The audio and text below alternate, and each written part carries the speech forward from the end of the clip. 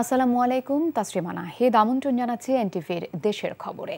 Crown cement শিরোনাম দেখছিলেন, জানাবো পুরো খবর। আকস্মিক বন্যায় ফেনী সহ 11 জেলার অনেক এলাকা এখনো যোগাযোগ বিচ্ছিন্ন।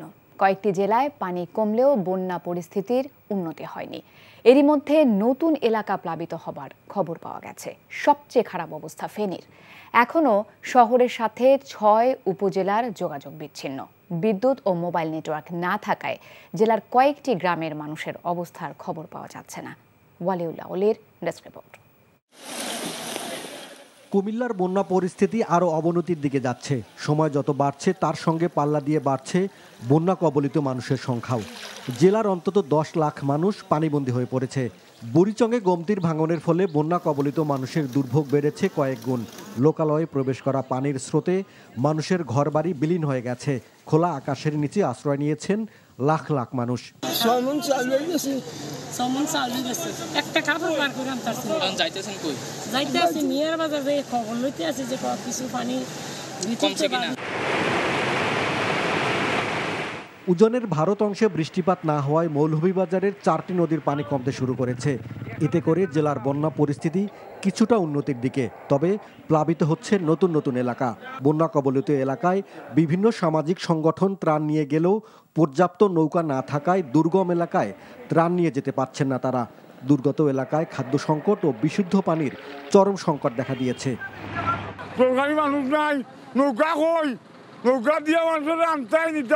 রান্না করে কিছু খাবার নিয়ে এসেছিলাম বন্টন করার জন্য, কিন্তু এখানে এসে দেখি যাতায়াত কোনো ব্যবস্থা নেই। চট্টগ্রাম ও ফেনীর সাথে জেলার সীমান্ত ধরে প্রবাহমান ফেনী ও মুহুরী নদীর পানি দুই পারের সাথে মিশে জনপদে একাকার হয়ে গেছে। বিশাল একটি জনগোষ্ঠী বন্যার পানিতে হারিয়েছে তাদের বসতঘর সহ মূল্যবান সব জিনিসপত্র। পানিবন্দীদের উদ্ধারে চেষ্টা চালাচ্ছে সেনা, নৌ, বিমান বাহিনী ও সাধারণ মানুষ। তাদের সাথে যোগ দিয়েছে বিভিন্ন স্বেচ্ছাসেবী সংগঠন। বন্যায় চট্টগ্রামের বেশি ক্ষতি হয়েছে হাটহাজারী ও ফটিকছড়ির বিস্তীর্ণ এলাকা। হালদা নদীর একাধিক স্থানে ভাঙনের মুখে জনবসতি, হাসপাতাল, স্কুল, কলেজ সহ বিভিন্ন গুরুত্বপূর্ণ স্থাপনা। দীর্ঘ সময়ে এত বড় বন্যা দেখেনি এলাকার মানুষ। যদি সম্ভব হয় আরো টিম এখানে কাজ করার জন্য বাড়ানোর জন্য প্রয়োজন। আরো 2 থেকে 4টা স্পিড বোটের প্রয়োজন। এখানে প্রচন্ড করে পানি বাড়তেছে। আলোকদিয়া সল্লাতে অনেক পরিবার এখন আটকা আছে। কিছু মসজিদ এবং মাদ্রাসায় দোতলা ছাদের উপরে আছে। নোয়াখালীতে কমতে শুরু করেছে বন্যার পানি। বিভিন্ন অভ্যন্তরীণ সড়ক ও বাসা বাড়িতে পানি জমে থাকলেও মূল সড়ক থেকে পানি নামতে শুরু করেছে। অনেক স্থানে বিদ্যুতের খুঁটি হেলে পড়ায় ও তারে গাছ উপড়ে পড়ার কারণে লাখ লাখ গ্রাহক বিদ্যুৎহীন অবস্থায় আছেন। ফেনী, লক্ষ্মীপুরের পরিস্থিতির উন্নতি হয়নি, তবে খাগড়াছড়ি, কক্সবাজার, ব্রাহ্মণবাড়িয়া, হবিগঞ্জ, চট্টগ্রাম, সিলেট, রাঙামাটি ও মৌলভীবাজারে কিছুটা কমতে শুরু করেছে বন্যার পানি। স্বেচ্ছাসেবী সংগঠন শুকনো খাবার ও বিশুদ্ধ পানি বিতরণ করলেও প্রয়োজনের তুলনায় তা খুবই কম। ওয়ালিউল্লাহ অলি, এনটিভি নিউজ ডেস্ক। এদিকে নোয়াখালীতে বানের পানিতে ভাসছে লাখো মানুষ। জেলা সদর আর 6 উপজেলায় বন্যা দুর্গত মানুষের বাড়িতে বাড়িতে অসহায়ত্বের ছাপ স্পষ্ট। পানিতে আটকা পড়েছে অনেকেই। বসতভিটা হারিয়ে কেউ কেউ আশ্রয় নিয়েছে উঁচু দালানে। দেখা দিয়েছে খাবার পানির তীব্র সংকট। আনোয়ার মিলনের ক্যামেরায় নিয়ামুল আজিজ সাদেকের রিপোর্ট। নোয়াখালীর একলাশপুরের পানিবন্দী পরিবারদের একটি। টানা 3 দিনের বেশি সময় ধরে উজানের ঢল অতিবৃষ্টিতে ঘরবন্দি এই মানুষগুলো। আমাদের বাড়িতে পানি উঠে গেছে, আমরা এখন এখানে নিয়ে আশ্রয় নিতেছি। আমাদের ঘরের মধ্যে পানি উঠে গেছে, মাটির ঘর আর কি, ওখান থেকে আমরা আপাতত এখানে উঠছি আর কি। বেশিরভাগ এলাকায় সড়ক ও বাড়িঘর 4 থেকে 5 ফুট পানির নিচে তলিয়ে গেছে। নিরুপায় হয়ে লোকজন স্কুল, মাদ্রাসা সহ আশপাশের উঁচু ভবনে আশ্রয় নিয়েছে। বেশিরভাগ ফসলের জমি তলিয়ে গেছে, যোগাযোগের সকল পথও বন্ধ। কয়েকটি স্বেচ্ছাসেবী সংগঠন থেকে কিছু পরিমাণ ত্রাণ দেওয়া হয়েছে, তবে তা যথেষ্ট নয় বলে মনে করছে স্থানীয়রা। মানুষের খুবই দুর্বিষহ অবস্থা, বিশেষ করে মানুষ অনেকেই গৃহবন্দী হয়ে আটকা আছে। রান্না বান্না খাওয়া কত সমস্যা হইতেছে। নোয়াখালীর বেগমগঞ্জ, চৌমুহনী, একলাশপুর বিভিন্ন এলাকা এখনো পানির নিচে তলিয়ে আছে। স্থানীয়রা চাইছেন প্রশাসন ও স্বেচ্ছাসেবীদের প্রচেষ্টায় নোয়াখালীর এসব দুর্যোগ দ্রুত কেটে যাবে। অভুক্ত মানুষ, পানিবন্দী পুরো এলাকা। নোয়াখালীর বিস্তীর্ণ এলাকাগুলো এভাবেই পানির নিচে তলিয়ে আছে। নেই সড়ক, নেই মহাসড়ক, নেই কোনো ধরনের প্রার্থনা ঘর। যে মানুষগুলো এতদিন যাতায়াত করছেন সবকিছু স্থবির। নোয়াখালী যেন এখনো ক্রান্তিকাল অতিক্রম করছে। Niamul Aziz Sadik, NTV news, Eklashpur, Noakhali. ফেনীর বেশিরভাগ এলাকা তলিয়ে আছে বন্যায়। র্যাবের হেলিকপ্টার থেকে সেখানকার সবশেষ খবর তুলে ধরছেন নূর হোসেন। ফেনী সদরের যে বন্যা পরিস্থিতি, সেই বন্যা পরিস্থিতির এখন পর্যন্ত তেমন কোনো উন্নতি হয়নি।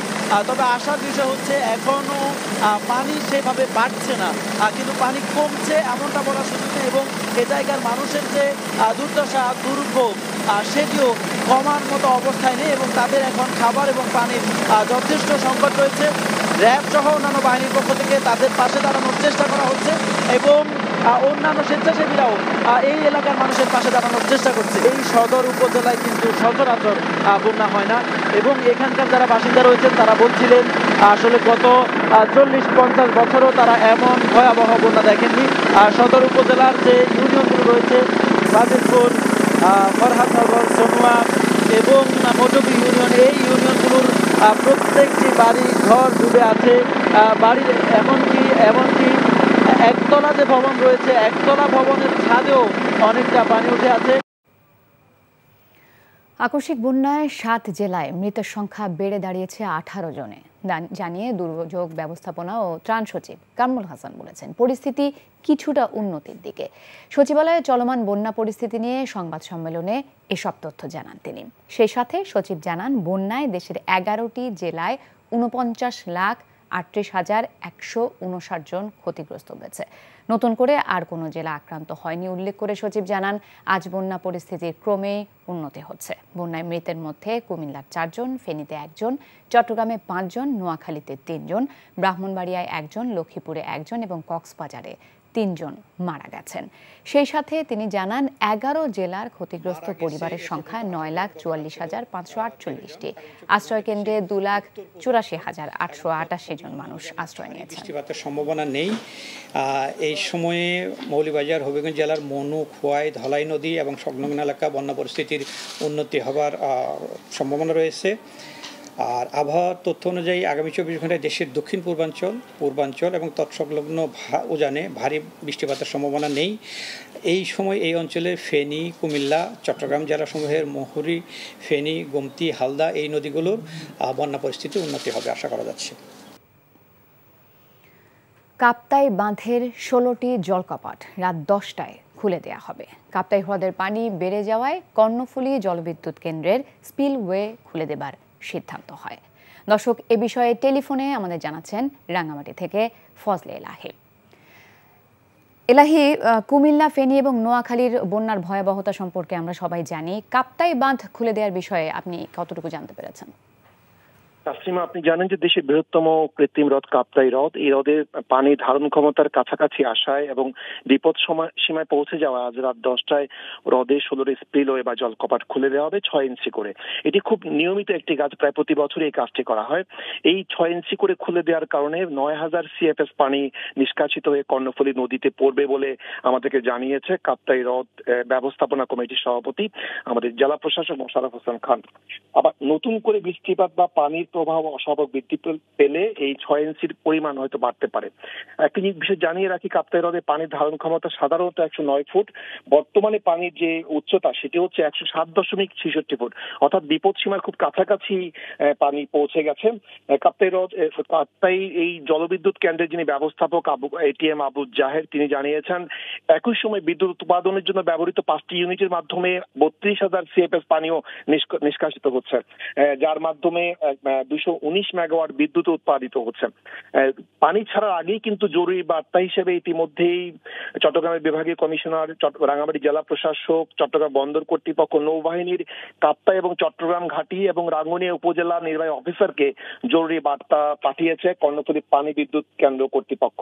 আমরা রাঙ্গুনিয়া কাপ্তাইয়ের একাধিক সিনিয়র সাংবাদিকের সাথে কথা বলেছি, তারা আমাদেরকে জানিয়েছেন 6 ইঞ্চি করে পানি ছেড়ে দেওয়ার কারণে ভাটি অঞ্চল বা রাঙ্গুনিয়া উপজেলায় কোনো ধরনের নেতিবাচক প্রভাব পড়বে না। যদি এইটি বাড়িয়ে 1.5 ফুট বা 2 ফুট করে ছাড়া হয়, তখন রাঙ্গুনিয়ার কিছু এলাকা এবং পার্শ্ববর্তী রাউজান ও বোয়ালখালী কিছু এলাকা প্লাবিত হতে পারে।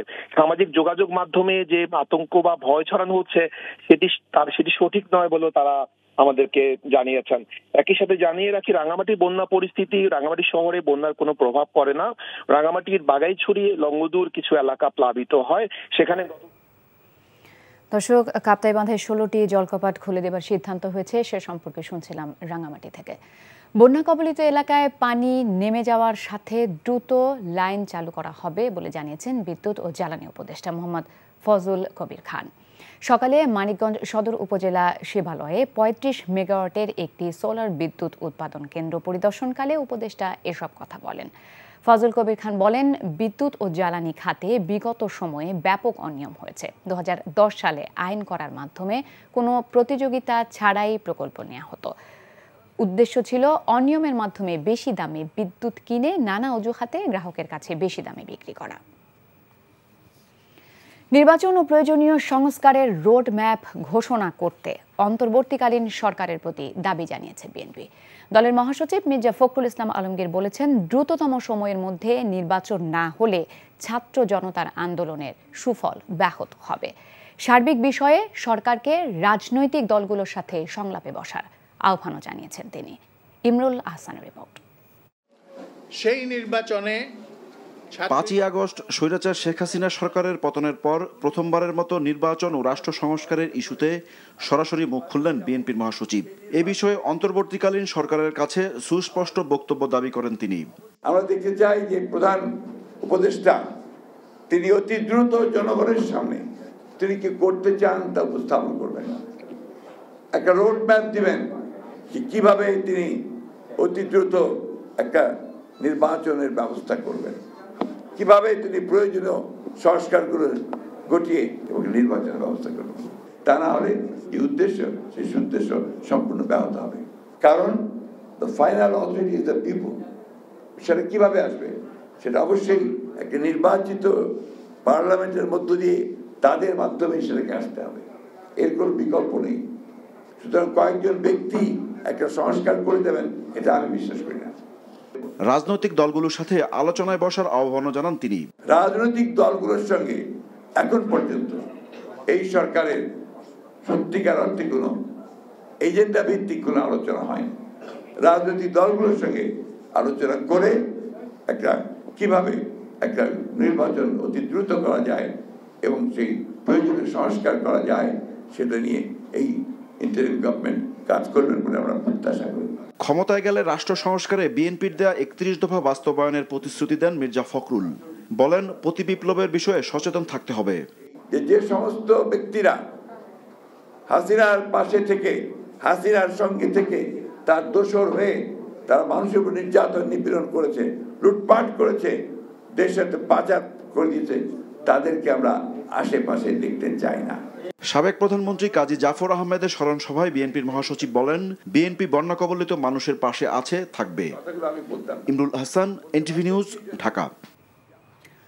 ভারত থেকে পানির ন্যায্য হিসাব পেতে সম্ভাব্য চুক্তি নিয়ে বিএনপির স্থায়ী কমিটির সদস্য আমির খসরু মাহমুদ চৌধুরী বলেছেন, আন্তর্জাতিক আইন অনুযায়ী পানির হিস্যা আদায়ে বিএনপির পক্ষ থেকে চেষ্টা অব্যাহত থাকবে।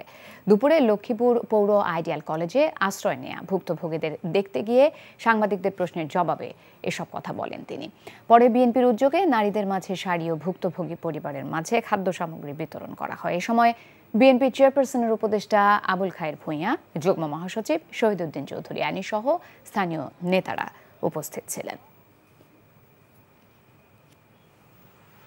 বাংলাদেশ জামায়াতে ইসলামের আমির ডক্টর শফিকুর রহমান বলেছেন, আওয়ামী লীগ সরকার অবৈধভাবে ক্ষমতায় টিকেছিল।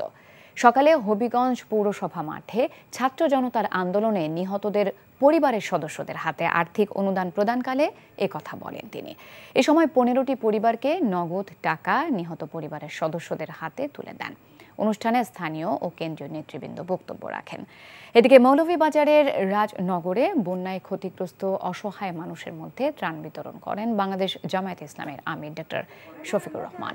পরে সাংবাদিকদের এক প্রশ্নের জবাবে তিনি বলেন, এভাবে আচমকা সব পানি ছেড়ে দেয়া ভারতের উচিত হয়নি, ভবিষ্যতে যেন আর এরকম না হয় হুঁশিয়ার করে দেন তিনি। কুষ্টিয়ায় ঈদগাহ সংস্কার নিয়ে দু গ্রুপের সংঘর্ষে এক ইউপি সদস্য নিহত হয়েছে, আহত হয়েছে আরও 4 জন।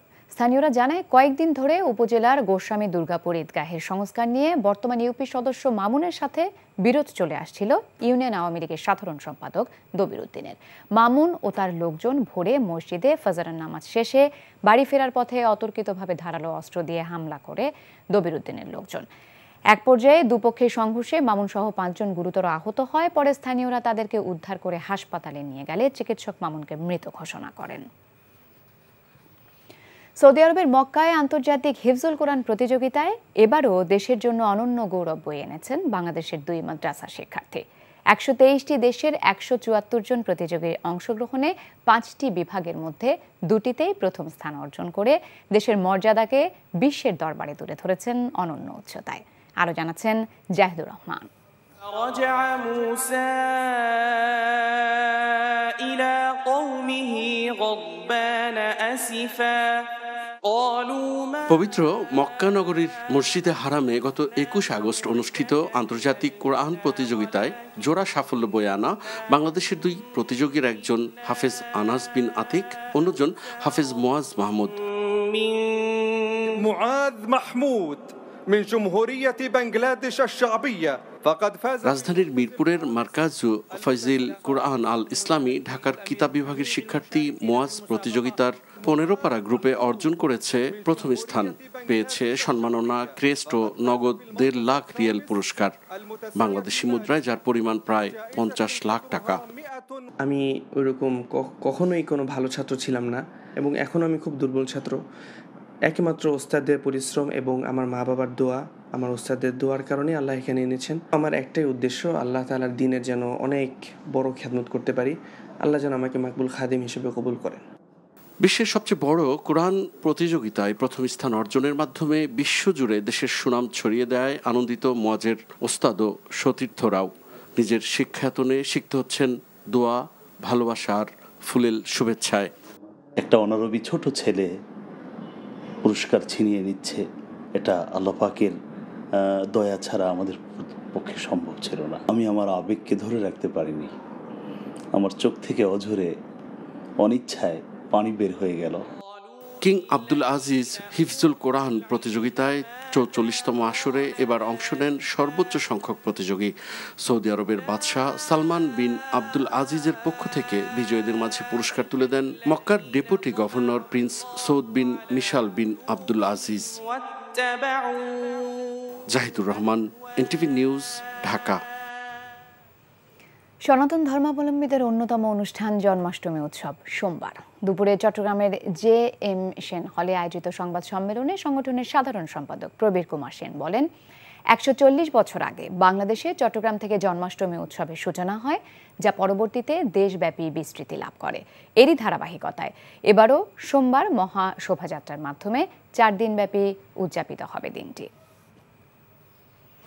বিএনপি সহ বিভিন্ন সংগঠন ও প্রতিষ্ঠানের পক্ষ থেকে বন্যা কবলিত এলাকায় ত্রাণ সামগ্রী বিতরণ চলছে। কুমিল্লায় বানভাসী মানুষের জন্য বিএনপির কেন্দ্রীয় ও কুমিল্লা জেলার নেতাকর্মীরা ত্রাণ বিতরণ অব্যাহত রেখেছেন। বুড়িচং উপজেলার ভরাসার বাজারে খাবার বিতরণ করেন বিএনপির নেতাকর্মীরা। নোয়াখালীতে কেন্দ্রীয় বিএনপির ভাইস চেয়ারম্যান বরকতুল্লাহ বুলুর পক্ষ থেকে বেগমগঞ্জ উপজেলার বিভিন্ন স্থানে দুপুরে বন্যার্তদের মাঝে 6000 প্যাকেট খাবার বিতরণ করা হয়েছে। খাগড়াছড়ির রামগড়ে আকস্মিক বন্যায় উপজেলার বেশ কয়েকটি এলাকা প্লাবিত হওয়ায় 3 শতাধিক বন্যার্ত পরিবারের মাঝে শুকনো খাবার বিতরণ করেছে সেনাবাহিনীর সদস্যরা। বৈষম্য বিরোধী ছাত্র আন্দোলন দমানোর নামে গণহত্যার দায়ে শেখ হাসিনা ও তার সহযোগীদের ফাঁসির দাবিতে মাদারীপুরের কালকিনিতে বিক্ষোভ সমাবেশ ও মোটরসাইকেল শোভাযাত্রা অনুষ্ঠিত হয়েছে। দুপুরে উপজেলা ও পৌরসভা বিএনপির আয়োজনে কেন্দ্রীয় বিএনপির সাংগঠনিক সম্পাদক খন্দকার মাসুকুর রহমান মাসুকের নেতৃত্বে কালকিনি থানার মোড় চত্বরে এই কর্মসূচি পালন করা হয়। এই ছিল দেশের খবরে। এই খবরের ভিডিও সহ আপডেট জানতে ভিজিট করুন এনটিভি অনলাইন www.ntvpt.com। এছাড়াও এনটিভির জনপ্রিয় সব অনুষ্ঠান ও খবরের আপডেট জানতে ভিজিট করুন আমাদের ইউটিউব ও ভেরিফাইড ফেসবুক পেজে। 6টা ইভিনিং নিউজ দেখার আমন্ত্রণ রইল। ধন্যবাদ সবাইকে।